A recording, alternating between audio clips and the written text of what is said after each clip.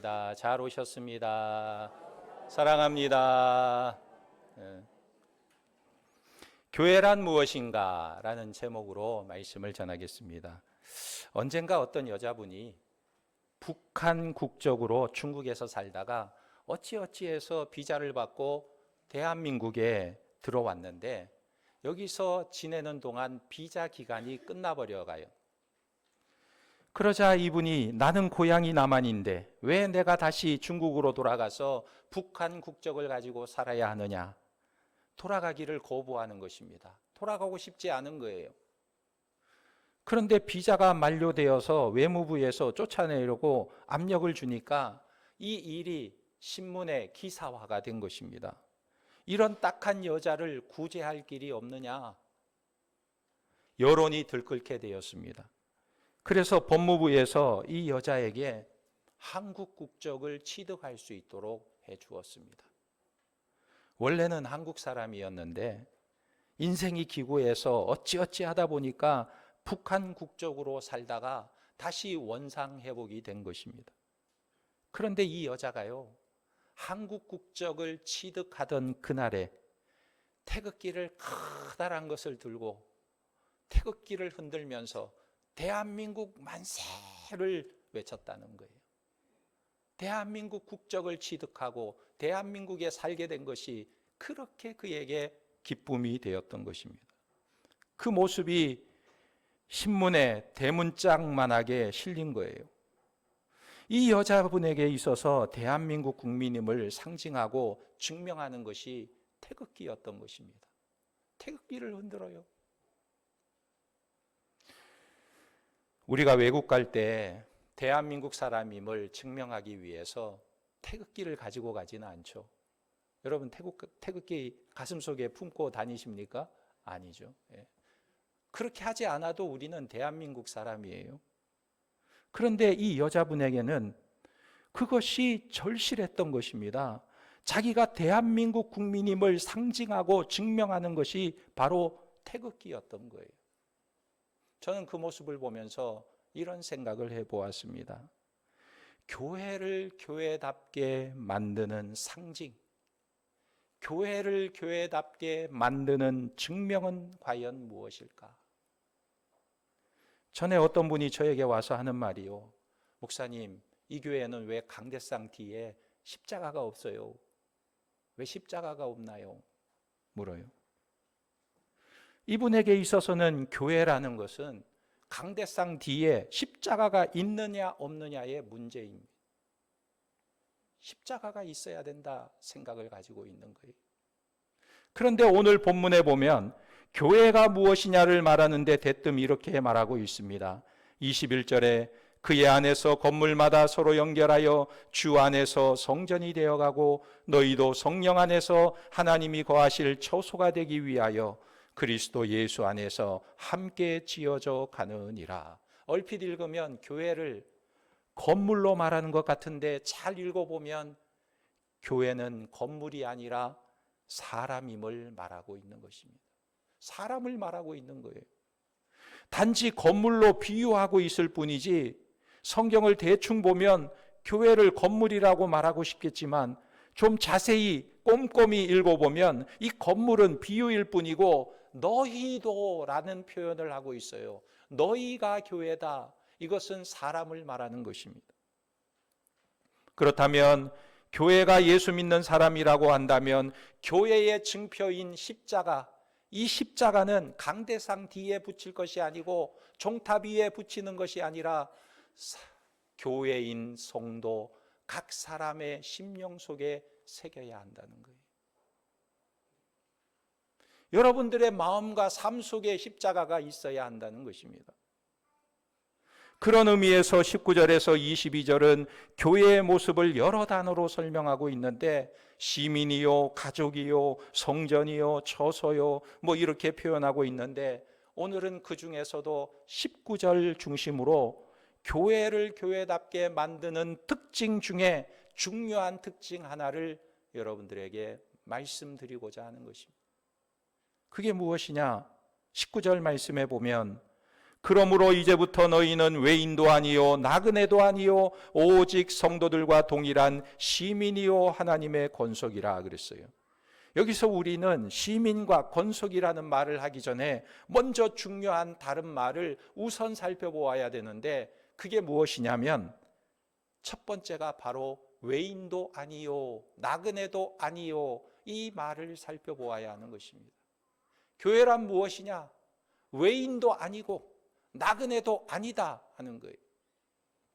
19절에 보면 그러므로 이제부터 너희는 외인도 아니요 나그네도 아니요 오직 성도들과 동일한 시민이요 하나님의 권속이라. 여기 보니까 아니요 아니요 부정적인 말이 두 번 나오고, 그 다음에 시민이요 권속이라 이요라는 긍정적인 개념이 또 나옵니다. 그런데 우리가 먼저 볼 것은 외인도 아니요 나그네도 아니다라는 말을 먼저 보아야 합니다. 여기서 외인이라는 말은 크세노이라는 헬라어인데, 영어 성경에는 킹 제임스 버전에 보면 stranger라고 번역이 되어 있어요. 그러니까 낯선 사람, 교회는 낯선 사람이 아니요라고 말하고 있어요. 또 나그네가 아니요라고 하고 있는데, 나그네라는 이 말은 파로이코이라는 말인데, 외국인, 잠시 거주 허가를 받은 외국인, 법적으로는 체류 허가를 받아서 보호는 받고 있지만 시민으로서의 지위와 권리는 없는, 잠시 거쳐가는 사람을 나그네라고 말하는 것입니다. 결국 이것은 무엇을 말하고 있냐면 지금 에베소 교인들에게 말하고 있는 거예요. 에베소 교인들은 과거에 어떤 사람들이었느냐? 하나님 나라의 영적인 특권과 복을 전혀 누리지 못하던 자들이었다는 거예요. 외인이요 나그네였다는 거예요. 그런데 이제는 예수 안에서 그 신분이 완전히 달라졌다는 것입니다. 그렇다면 교회의 특징이 무엇이냐? 좋은 교회가 어떤 교회인가? 그것은요, 사람들이 그 교회의 구성원이라고 한다면 더 이상 떠돌이거나 낯선 자 같지 않고 서로 맞지 않아서 따돌림 받는 일이 없는 모습이 교회여야 한다는 거예요. 나그네가 아니고 외인이 아니고 서로 받아들여지는 공동체가 교회라는 것입니다. 어떤 분이 여자분인데 자기 부모가 자기 하나만 딱 낳았대요. 옛날에는 자녀들을 많이 낳던 시절인데 어느 집은 4명, 어느 집은 5명, 어느 집은 7명. 근데 자기 집은 자기 하나 딱 딸을 낳고 그 다음에는 아이가 생기지 않아서 자기 혼자였는데, 그런데 이분이 초등학교 다닐 때에 6.25 전쟁이 일어났어요. 전쟁이 일어나면서 폭격이 시작되면서 자기 부모님이 모두가 다 폭격에 맞아 돌아가신 거예요. 졸지에 고아가 돼버렸어요. 친척들이 모여가지고 의논을 하는데 이 아이를 어떻게 할까 하다가 의논 끝에 이 아이를 고아원에 보내자 해서 10살 때에 그가 고아원에 보내지게 됩니다. 그러다가 고아원에서 초등학교 6학년 다닐 때쯤 되어서 큰아버지가 찾아왔더래요. 큰아버지가 찾아와서는 고아원에서 그를 빼내어다가 이 아이를 서울로 데려가서 자기 집에서 살게 했는데, 그때부터 일을 시키면서 식모처럼 부리더라는 거예요. 식모. 그렇게 20살까지 그 집에서 식모 생활을 하다가 노동판에 떠도는 한 남자를 소개해줘서 그 남자와 결혼을 하게 되었다고 합니다. 이분이 70대 중반쯤 되었을 때 하는 이야기예요. 이분이 그렇게 친척집을 다니면서 가정부 일을 하면서 식모살이를 했기 때문에 그 일하는 것이 아주 몸에 배어 있다고 합니다. 그런데 한 번씩 가족들이 모이는 자리가 있으면요, 이분은 그 가족 모임에 한 번도 빠지지 않고 제주도이든지 부산이든지 어디든지 찾아간다고 해요. 그런데 다른 친척들은 그런 모임이 있으면 다 잘 차려입고 가지만 이분은 꼭 친척 집에 갈 때 빼놓지 않는 게 있는데 뭘 챙겨가냐면 몸빼 바지 하나를 꼭 챙겨가지고 간다. 왜냐하면 친척 집에만 가면 자기가 왠지 설거지해야 될 것만 같고 자기가 왠지 이 집에 일을 해줘야만 될 것 같은 그런 마음이 들어서 꼭 몸빼 바지를 챙겨가지고 간다는 거예요. 그래서 그 집에 가서 어느 집이든지 설거지부터 하는 것입니다. 그런데 가족들이요, 그 모습을 보고 좀 칭찬해주고 여기 와서 왜 이러냐고 이제 그만하라고 이렇게 만류하기는커녕 아무 상관도 하지 않고 대우도 해주지 않더라는 거예요. 어린 조카들이나 손자들조차도 이분이 친척인 것 같기는 한데 이분이 정확하게 어떤 분인지를 아무도 알지 못한다는 거예요. 그저 집에 와서 설거지하는 분, 그저 집에 와서 일하는 분, 그 정도로만 안다는 것입니다. 하도 일만 하고 다니니까 가족들이요, 이분을 자기 가족들에게 제대로 소개해 주지 않는다는 거예요. 철저히 외인과 같은 인생을 살고 있는 것이죠. 지금 에베소서 2장 11절부터 오늘까지 줄기차게 이야기하는 말씀이 바로 이것입니다. 인간이 도대체 어떤 존재인가? 이것이 바로 사람의 죄악된 모습이 본질이다 말하고 있는 거예요. 그래서 인간의 죄의 여러 가지 특징들을 말하고 있는데 그 중에 한 가지는 편견과 차별을 말하고 있습니다. 이 편견과 차별로 사람을 소외시키고 누군가를 배척하고 사람을 멸시하고 비난하고 깔보고 있는 것이 인간의 본질이라는 거예요. 내 이익에 시선이 집중되어 있고 심지어 누군가를 따뜻하게 안아줄 때에도 속으로는 어떤 이익을 바라보고 그렇게 행동하는 모습, 그것이 바로 죄의 특성이라는 것입니다. 그러나 복음은 이 부분에 대해서 정반대로 나타나고 있는 것입니다. 로마서 5장에 보면 복음은 나에게 주어지는 이익이 없고 내 눈에 보기에 멸시할 만한 사람이라 할지라도 내가 아직 죄인 되었을 때에, 내가 하나님과 원수 되었을 때에 하나님의 아들이 나를 위해 십자가에 죽으심으로 하나님의 사랑을 나타내신 그 사랑, 그 은혜를 만천하에 드러내는 자가 복음을 아는 자예요. 여러분, 복음을 어떻게 알고 있습니까? 피상적으로 알고 있는 복음이 아니라 복음은 내 실제 삶 속에서 그것이 체득이 되어야 하는 것입니다.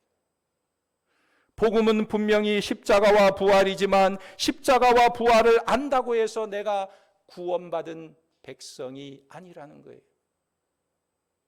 십자가의 의미를 알아야 하는데 그게 뭐냐면 멸시당하고 무시당하는 자, 조롱받고 배척당하고 소외되고 적대받는 자, 그런 우리를 하나님의 아들이 친히 우리를 사랑하신다고 선포하시고 받아주신 것을 믿고 그 은혜 가운데 거하는 것이 바로 복음을 아는 자이고 믿는 자라는 거예요. 그리고 두 번째로 죄의 특징이 있는데 그것은 우월감과 자랑과 경쟁심인 것입니다. 우리가 예수를 믿고 구원받았다고 찬송을 부르는 사람이라 해도 나는 하나님을 믿는 백성이고 너는 안 믿으니까 망해도 괜찮다라는 생각을 가지고 있다면 이것은 선민의식을 가지고 있는 자예요. 우리는 구원받은 하나님의 백성이고 선민이 맞습니다. 그러나 구원받았다고 해서 선민의식을 갖는 것은 전혀 다른 차원이에요. 예를 들어 옛날에 청교도들 중에 일부가, 대부분이 아니고 일부가, 청교도들 중에 일부가 미국에 들어가서 개척을 하던 때에 흑인 노예들을 아주 짐승 취급을 했다고 그래요. 말이나 소는요, 당시에 아주 귀중한 재산 목록 1호였습니다. 아주 소중하게 여겼지만 흑인은 사람으로 생각하지 않고 흑인 속에는 영혼도 없다고 생각했어요. 심지어 어떤 이는 흑인들을 셀 때에도 짐승을 세듯이 한 마리, 두 마리, 세 마리 이렇게 셌다고 그래요. 그래서 말이 죽게 되면 너무 안타깝게 여기고, 누가 말을 훔치거나 도둑질해 가면 이 말 훔친 사람은요, 사형까지 시키는 그런 엄한 벌을 내릴 정도로 말을 아주 소중히 여겼지만, 누가 흑인을 때려 죽이면 아무 처벌도 하지 않았어요. 그렇게 한 이유 중에 하나가 뭐냐면, 우리는 하나님을 믿는 택한 백성이지만 흑인들은 하나님도 모르니 인간도 아니라는 거예요. 그러니까 무엇을 말합니까? 입술로는 복음을 말하지만 삶을 복음으로 살지 않으면 그 복음도 구원이 아니라는 거예요. 정말 구원받은 백성이냐 하는 것입니다. 그런데 이런 모습이 우리도 예외는 아니라는 거예요. 우리 주변을 가만히 보면 사람들이 참 못하는 것이 있는데, 그게 뭐냐면요, 서로 대화할 때 내가 뭘 이야기를 하면, 야, 정말 그렇군요. 아, 그 말이 참 맞네요. 정말이네요. 아, 그렇군요. 이 긍정적인 반응을 보이기보다는 맞긴 맞는데, 정말 맞긴 맞는데 좀 그렇네요. 내가 생각하기에는 이렇게 해야 될 것 같은데요. 자꾸 자기 이야기를 하는 거예요. 자기를 드러내는 거예요. 그 사람 이야기가 맞긴 맞는 것 같은데 이게 더 내가 말하는 게 더 일리가 있고 내가 말하는 게 더 괜찮다고 주장하는 것입니다. 무엇을 말합니까? 복음을 아는 자답게 살지 못하고 아직도 죄의 습성을 버리지 못해서 늘 자기 주장을 일삼고 남의 말에 승복하지 못해서 비난하고 상대방이 무안을 주고 끌어내야만 하는 이 모든 것은 구원받은 자의 모습이 아니라는 것입니다. 그런데 우리 예수님은 어떻게 하셨어요? 우리 예수님은 절대 그러지 않으셨습니다. 우리가 예수님을 믿는다고 할 때 예수님의 무엇을 믿느냐, 이것이 중요한 거예요. 베드로전서 2장 21절 이하에 보면 예수님에 대해서 뭐라고 말씀하고 있는지 우리가 성경을 한번 살펴볼 필요가 있어요. 베드로전서 2장 21절에 이를 위하여 너희가 부르심을 받았으니 그랬어요. 이를 위하여 너희가 부르심을 받았다. 이를 위하여 너희가 구원을 받았다 말하고 있어요. 이를 위하여 무엇입니까? 그리스도도 너희를 위하여 고난을 받으사 너희에게 본을 끼쳐 그 좌치를 따라오게 하려 하셨느니라 그랬어요. 예수님이 본을 보이신 것을 우리도 따라가게 하려고 우리를 부르셨다 말씀하고 있어요. 예수님의 본을 끼치니까 우리가 그 본을 본받아 따라가게 하려고 하는데 그게 무엇입니까? 그걸 설명하고 있는데 예수님께서 이렇게 하셨다는 겁니다. 22절에 그는 죄를 범하지 아니하시고 그 입에 거짓도 없으시며 욕을 당하시되 맞대어 욕하지 아니하시고 고난을 당하시되 위협하지 아니하시고 그랬어요. 이 말씀을 보세요. 예수님은 욕을 받으실 때에는 차라리 욕을 당하셨다. 대신 욕하지 않았다는 거예요. 고난을 받을 때에는 고난을 받는 것으로 끝나버리지 고난받았기 때문에 그걸 복수하려고 하지 않았습니다. 가슴에 담아두지 않았어요. 예수님께서 왜 그렇게 하셨을까? 왜 예수님께서는 그렇게 하셨을까요? 지금 복음을 설명하면서 말하고 있는 것입니다. 예수님께서 그렇게 하지 않고 어떻게 하셨느냐? 자기가 복수하지 않고 어떻게 하셨느냐? 여기 말씀해 보니까 오직 공의로 심판하시는 이에게 부탁하시며 그랬어요. 바로 이것입니다, 여러분. 무엇입니까? 말하자면 우리 예수님이 하나님을 믿은 거예요. 하나님을 온전히 믿고 의지하고 있는 것입니다. 그리고 24절에 친히 나무에 달려 그 몸으로 우리 죄를 담당하셨으니 이는 우리로 죄에 대하여 죽고 의에 대하여 살게 하려 하심이라. 그가 채찍에 맞음으로 너희는 나음을 얻었나니. 그랬어요. 예수님이 채찍에 맞을 때 예수님이 그 채찍을 피할 수는 없었나요? 피할 수 있지요. 그럴 만한 능력이 있지요. 우리가 중국 무술 영화를 보면요, 사람인데도 무술의 도 같은 사람은 활을 확 쏘면 그 화살을 그냥 탁 끝을 잡아가지고 돌려버려요. 영화기나 하지만 도사들이, 무예의 도인들이 그렇게 하는 걸 종종 보잖아요. 그런데 우리 예수님 같으면요, 로마 군인들이 채찍을 들어 치려고 할 때 그 채찍을 그냥 탁 잡아가지고 뿌리쳐 버릴 수도 있고, 손대지 않아도 예수님은 말 한마디로 풍랑이 있는 바다도 잠잠케 하셨잖아요. 파도야 잠잠하라 말씀으로 명하셨잖아요. 그런 로마 군인의 채찍을 말씀 한마디로 물리칠 수도 있는 예수님이신 것입니다. 그런데 예수님께서 어떻게 하셨습니까?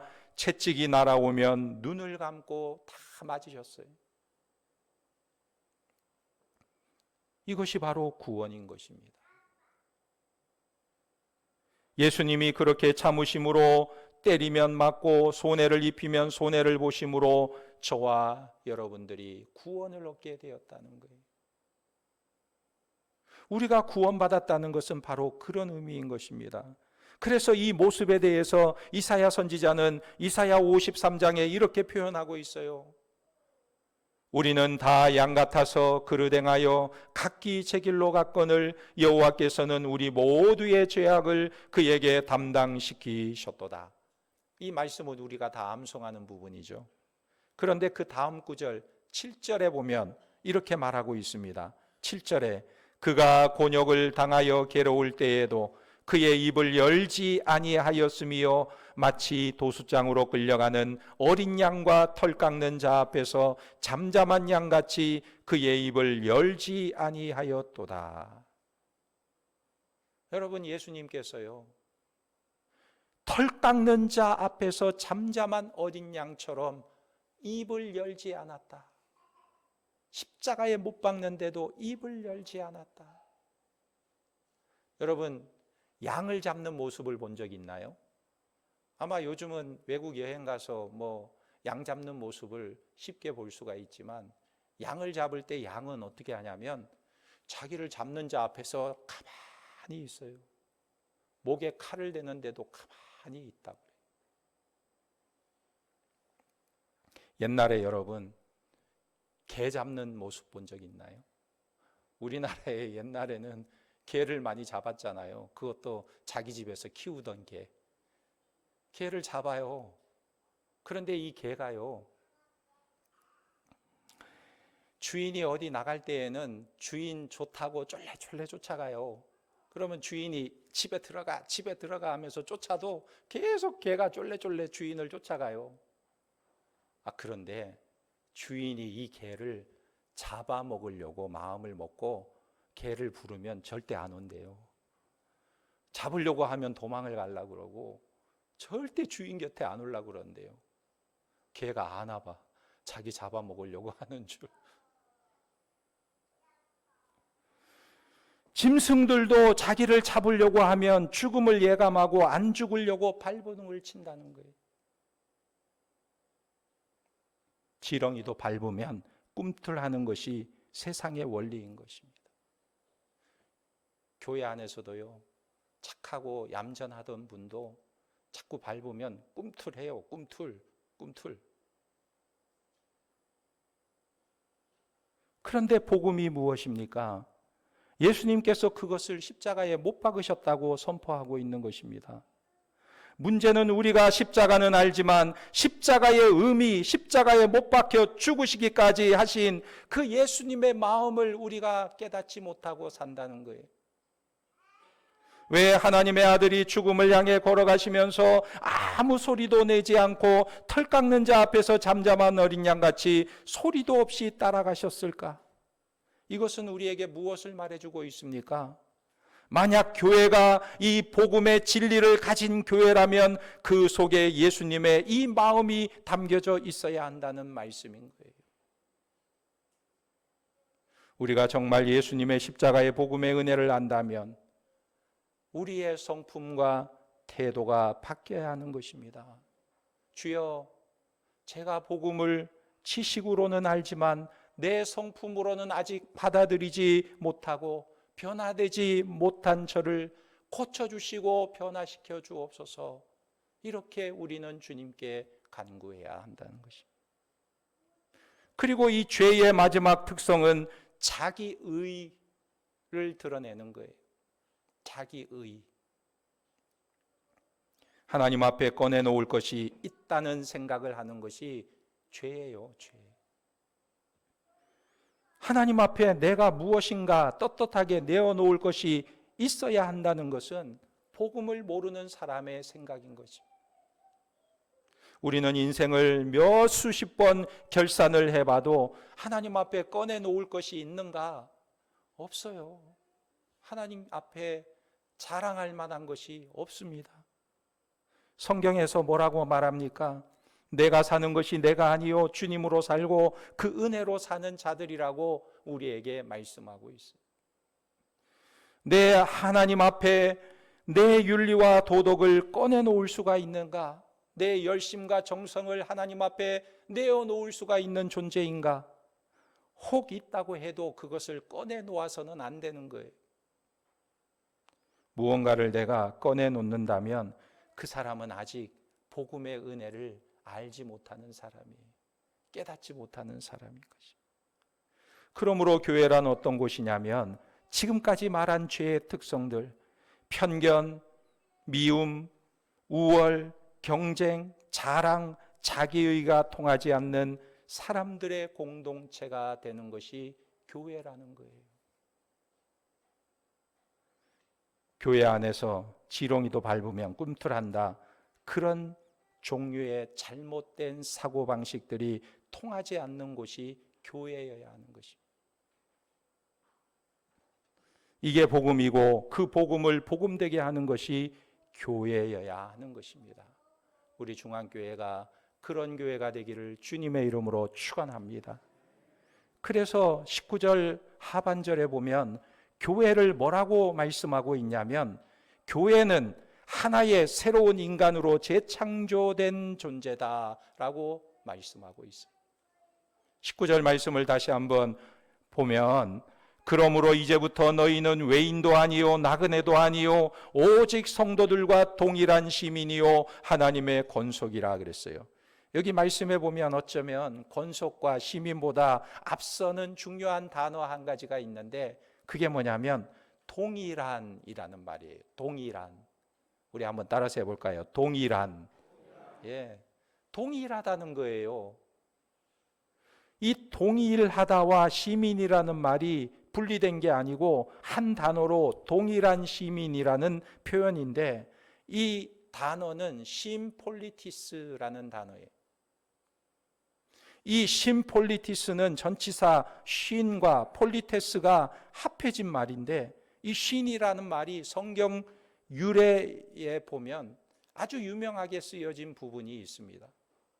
어디에 쓰여 있냐면 히브리서 4장 15절에 이렇게 쓰여져 있어요.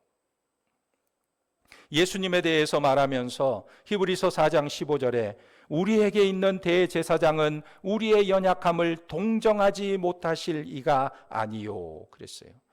우리 예수님은 어떤 분이십니까? 우리를 동정하시는 분, 우리의 모든 것을 체휼하시는 분이시다 말씀하고 있습니다. 이때 심파테스라는 어두, 심이라는 단어가 들어가요. 그런데 오늘 말씀과 동일한 의미인 것입니다. 우리가 어떤 존재냐?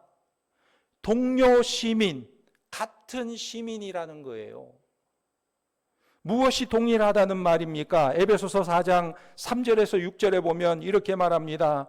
평안에 매는 줄로 성령이 하나 되게 하신 것을 힘써 지키라. 몸이 하나요 성령도 한 분이시니 이와 같이 너희가 부르심의 한 소망 안에서 부르심을 받았느니라. 주로 한 분이시요 믿음도 하나요 세례도 하나요 하나님도 한 분이시니 그랬어요.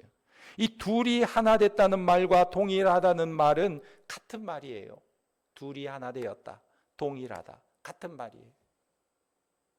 우리가 다 얼굴이 다르고요, 자라온 과정도 다르고 고향도 다르고 다 다르지만 우리가 같은 게 있어요. 동일한 게 있어요. 뭐냐면 동일한 주님을 모셨고 동일한 구원을 받았고 동일한 성령을 모셨고 같은 아버지의 가정에 속한 자녀들이라는 거예요. 이게 같다는 거예요. 그래서 에베소서 2장 18절에서 우리 둘이 한 성령 안에서 아버지께 나아감을 얻게 하려 하심이라. 한 성령 안에서 아버지께 나아간다. 성령도 하나요, 아버지도 한 분이시요, 한 분 아버지를 모신 한 가정의 식구들이라는 거예요, 우리가. 그뿐만 아니라 인생의 고난길에 영원한 나라를 함께 소망 중에 바라보고 나아가는 자들이 바로 우리들이라는 거예요. 소망이 같다는 거예요.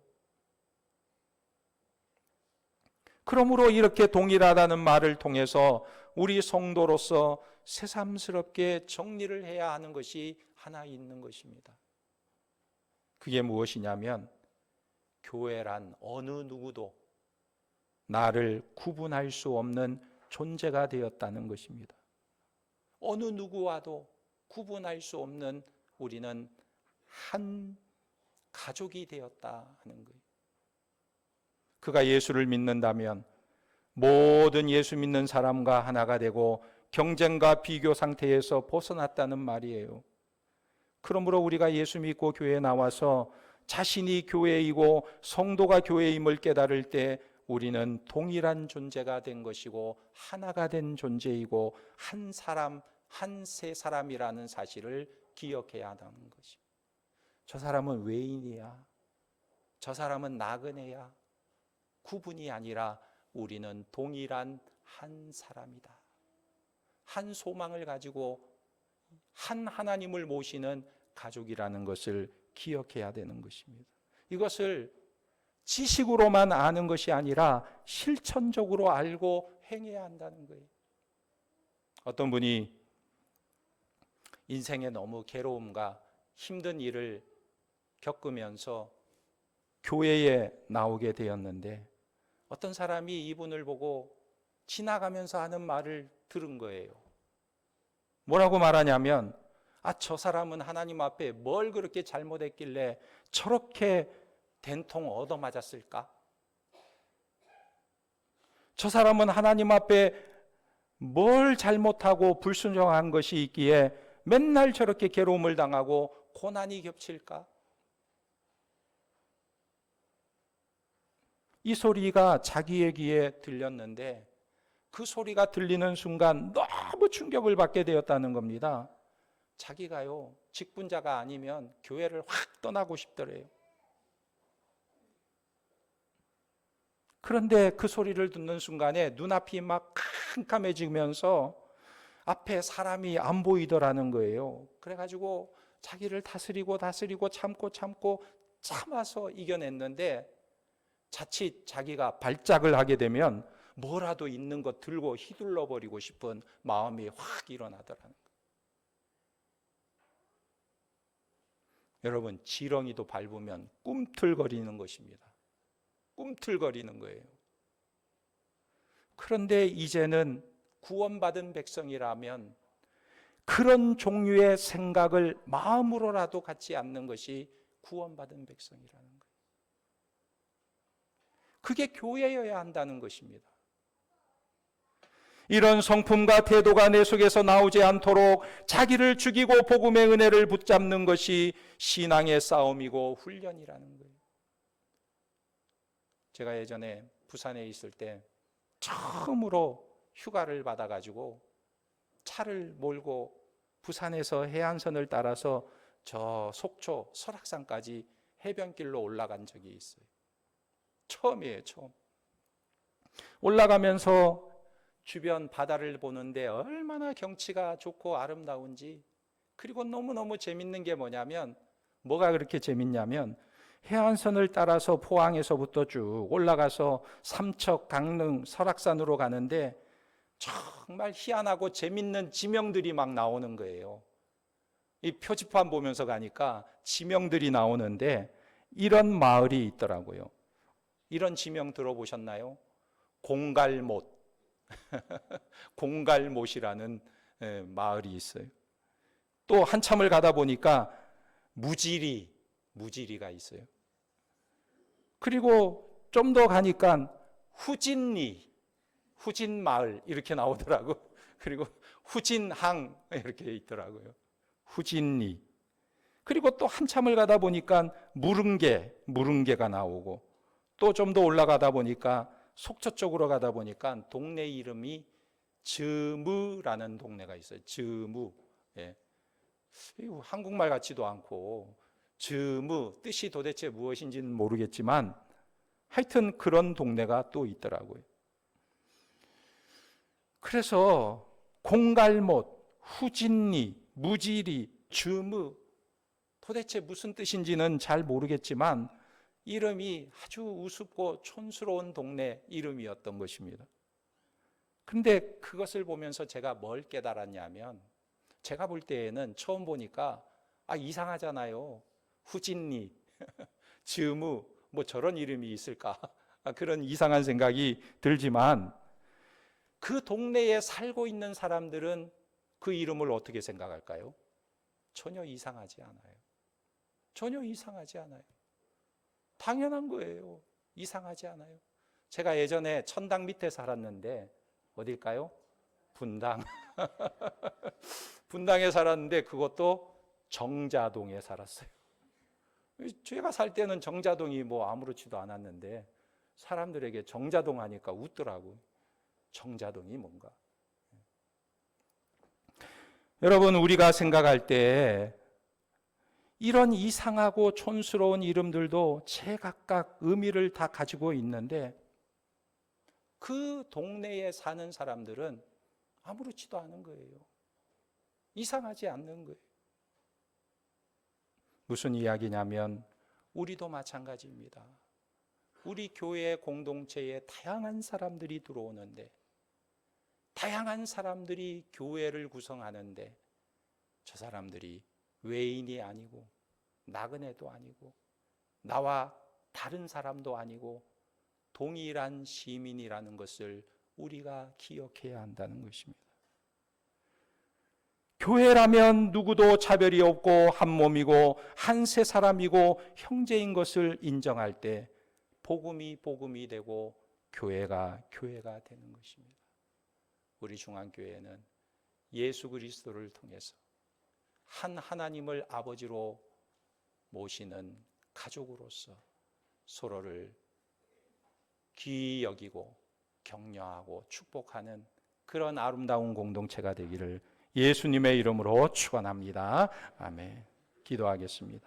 하나님 아버지, 그렇습니다. 이제 우리는 외인도 아니요 나그네도 아니요 낯선 자도 아니요 예수 그리스도 안에서 복음 때문에 예수의 마음을 품은 자요 동일한 시민이요 한 권속이요 하나님의 자녀라는 사실을 깨달았습니다. 이제 우리가 이것을 지식으로 아는 데 끝나는 것이 아니라 우리의 말과 행동 속에 언행 심사 속에 나타나는 아름다운 삶이 되게 도와주시고 우리 교회 공동체가 하나님의 구원의 은혜와 그 복음을 밝히 드러내는 아름다운 교회가 되도록 역사하여 주시옵소서. 모든 것 주님께 의지하오며 예수님의 이름으로 기도하옵나이다. 아멘.